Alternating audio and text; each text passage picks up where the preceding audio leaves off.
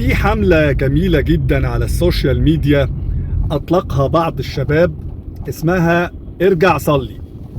حملة جميلة جدا بتحس الشباب على ان هم يروحوا دور العبادة للصلاة والتقرب من ربنا سبحانه وتعالى. ولكن ليا طلب من الشباب اللي أطلقوا الحملة دي انه كمان يطلقوا حملة ان الشباب يرجع للعمل بإخلاص، يرجع للعلم، يرجع للاحترام، يرجع للأخلاق، يرجع للضمير، يرجع لاحترام معتقد الغير، يرجع للحب والرحمة، يرجع للعقل، يرجع للتفكير السليم، يرجع للرياضة، يرجع عن كل فكر متطرف بيحرض على أذى الغير، يرجع عن الكذب، يرجع على انه ما يدفعش رشوة، يرجع عن التحرش، يرجع عن التعصب، يرجع على انه ما يرميش القمامة في الشارع، يرجع على انه ما يكفرش غيره، يرجع عن انه ما يكونش متسلق،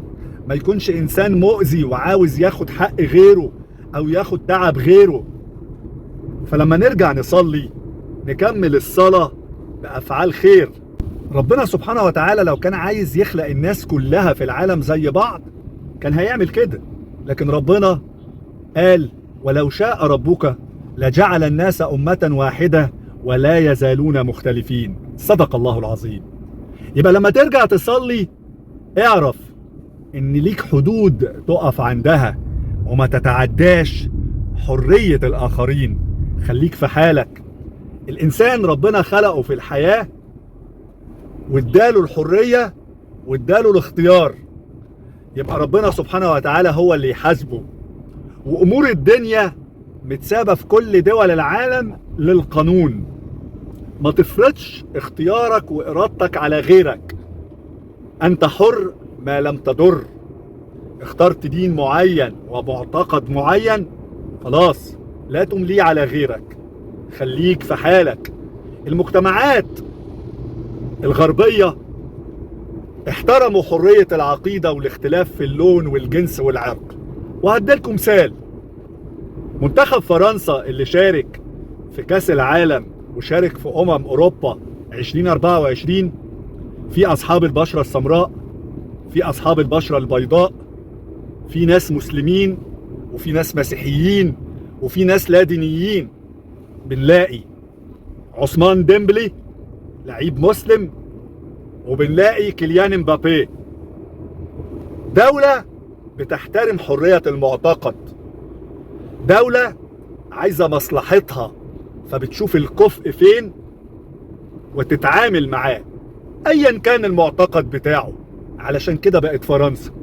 انما هنا احنا للأسف الشديد وصلنا لفكر متعصب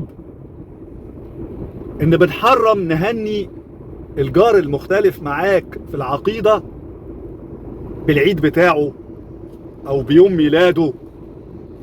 ايه التعصب ده؟ انت مالك اللي قدامك دينه ايه او المعتقد بتاعه ايه؟ هو انسان شريك في الحياة معاك، في الانسانية معاك، بيعاملك كويس وتعامله كويس، لا تعتدي عليه ولا يعتدي عليك. اللي يفصل بينك وبينه القانون، وربنا سبحانه وتعالى اللي هيحاسب الناس في الآخرة عن اختيارهم في الدنيا. فما تفرضش إرادتك على غيرك. هنا نجاح الدول. الحرية انك تحترم حرية الآخرين وما تتعداش مساحة غيرك.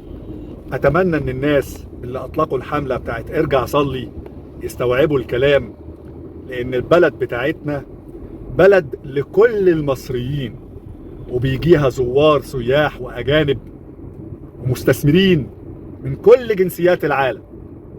ما تفرضوش إرادتكم على غيركم، ما تفرضوش اختياراتكم على غيركم. القانون اللي بينظم العلاقات في الدول اللي عايزة تعيش في سلام ومحبة. تحيا مصر العظمى.